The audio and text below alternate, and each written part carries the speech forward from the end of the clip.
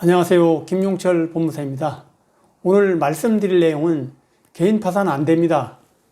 개인회생 하세요 입니다. 사실 우리가 채무자 입장에서는 개인 파산을 하시는 게 조금 더 유리한 것 같은데요. 그렇다면 어떤 경우에 개인 파산 안 됩니다라고 얘기하는 걸까요? 제가 개인 파산은 안 됩니다, 어렵습니다라고 말씀드릴 수밖에 없는 게 당연히 좋은 제도니까 조건이 좀 더 까다롭습니다.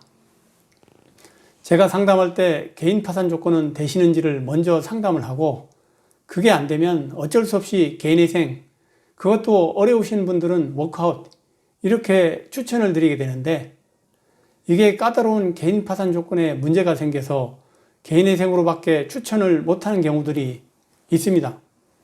그래서 오늘은 그걸 크게 4가지로 정리해서 말씀을 드려볼까 합니다. 그럼 어떤 경우에 개인 파산은 안 되고 개인 회생으로 해야 할까요? 개인 파산 어렵고 개인 회생으로밖에 안 되는 경우 4가지를 정리해 봤습니다. 그래서 하나하나 말씀을 드려볼게요. 첫 번째 경우는 개인 파산과 개인 회생을 신청 조건에서 구별할 때 가장 중요한 게 소득입니다. 개인 파산은 생계비보다 소득이 적다, 그래서 빚 갚는데 쓸 돈이 전혀 없다, 그래서 신청하시는 겁니다. 그렇기 때문에 이 소득을 기준으로 해서 법원에서 정해놓은 최저 생계비라는 것이 있어요. 그것보다 소득이 적어야만 개인 파산으로 신청을 할 수가 있어요. 소득이 최저 생계비보다 많으신 경우들이 꽤 많이 있습니다. 이럴 때는 개인 파산이 안 되니까 개인 회생으로 신청하라고 말씀드리게 됩니다. 그럼 신청할 때 소득이 없다면 무조건 파산을 신청할 수 있는 건가요? 근데 이때 법원에서 판단하는 소득이라는 것, 이거는 잠재적인 경제활동 능력까지도 보시는 경우가 많아요. 예를 들어서 직장 생활을 하다가 아니면 일용직으로 일을 하시는데 지난달이나 지지난달까지 내가 일을 잘하고 있었어요. 소득도 꽤 있었죠. 이런 분들이 직장을 잃었다고 해서 바로 파산 신청이 가능하냐? 파산 신청 바로 가능하지 않습니다. 법원에서 당연히 이분이 다시 취업은 가능하신 분인지, 취업을 한다면 얼마 정도 소득을 벌 수 있는 분인지 판단을 다 해봐야 됩니다. 특히 연세가 좀 적으신 분들은 이런 판단까지도 하게 됩니다. 그러면 파산으로 신청했다가 파산 선고도 못 받으시는 일이 생길 수가 있어요. 그리고 법원에서 이렇게 경제활동 능력이 충분해 보이는데도 개인회생이 아니라 파산으로 접수가 들어오면 당연히 파산 선고 전에 판사님이 보정명령을 미리 많이 하십니다. 그리고 신문기를 잡아서 직접 불러서 면담도 하십니다. 그래서 이분이 실제로 경제활동하는 게 어려운지, 개인회생은 진짜 할 수 없는 사람인지 이걸 다 판단해 보시고 나서 파산 선고를 하시게 됩니다.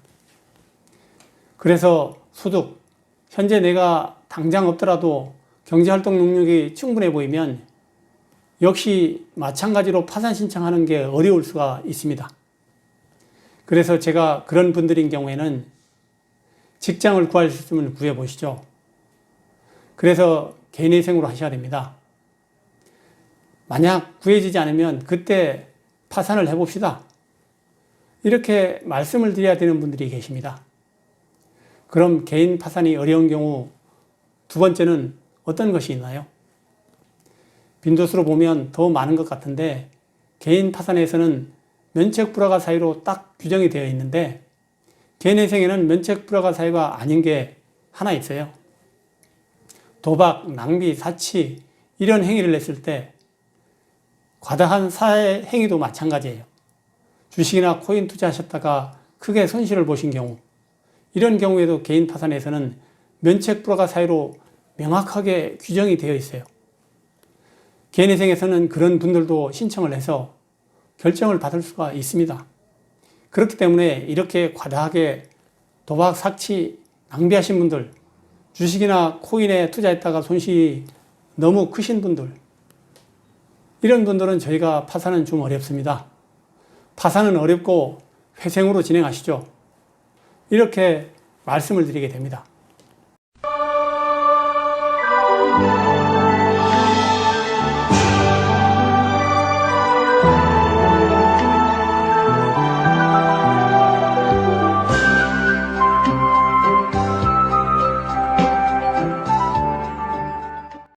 그럼 개인 파산이 어려운 경우 세 번째는 어떤 것이 있나요? 기간이 제한 있어요. 개인회생과 개인 파산은 한 번 결정을 받으셨던 분이 다시 그 제도를 이용하시려면 기간 제한을 두고 있습니다. 파산으로 한 번 면책받은 분은 7년이 지나야만 파산을 다시 신청할 수 있도록 규정을 두고 있어요. 면책 불허가 사유 중에 하나입니다. 그런데 개인회생은 5년이 지나면 다시 신청할 수가 있습니다. 그럼 면책을 받고 7년이 안 된 분이면 파산 신청이 안 된다는 건가요? 법률 규정으로는 당연히 안 됩니다. 외적으로 가능할 수도 있긴 합니다. 법률 규정이 딱 그렇겠지만 이게 면책 불허가 사유입니다. 저희가 면책 불허가 사유 설명드리면서 마지막에 재량 면책이라는 게 있다고 말씀드렸죠. 그래서 면책 불허가 사유에 해당되는 행위를 했어도 그냥 면책해주자 이렇게 할 수 있습니다. 예를 들어서 내가 파산 면책 받은 지 7년이 안 됐고 근데 이분이 갑자기 교통사고를 크게 당해서 장애인이 되셨다든가 아니면 암에 걸리셔가지고 정말 경제활동 능력이 없어졌다든가 이런 경우에 7년이 안 됐다고 면책을 안 해주지는 않습니다. 이렇게 좀 예외적인 경우에 재량으로 면책을 받을 수가 있어요. 그래서 이렇게 특별한 경우에 해당되는 분이 있다고 하면 한번 시도를 해보는 것도 좋을 것 같습니다. 그럼 개인 파산이 어려운 경우 네 번째는 어떤 것이 있나요? 이거는 사실은 개인 파산은 안 된다기보다 개인 파산을 할 수는 있지만 손해가 더 클 수 있다. 개인회생이 차라리 낫다. 그런 경우가 있어요. 면책 불허가 사유가 일부 재산 은닉을 조금 했다든가 아니면 편파 변제를 크지 않게 했다든가 이러면 법원에서 볼 때 이분이 면책 불허가까지 하기에는 너무 과합니다. 이때는 환수 금액을 일부 내라고 하고 돈을 받고 면책을 해줄 수 있다고 그랬어요. 그래서 재량 면책을 받는 비율이 사실은 전체 파산 사건 중에서 상당히 많은 편입니다. 이때 재량 면책을 받으려고 해도 환수될 금액이 너무 커 보이는 사건들이 있어요. 재산을 은닉한 규모가 크다든가 주식이나 코인을 과다하게 했을 경우에는 파산 면책이 어렵다고 말씀드렸죠. 이런 분들도 재량 면책이 가능할 수는 있어요.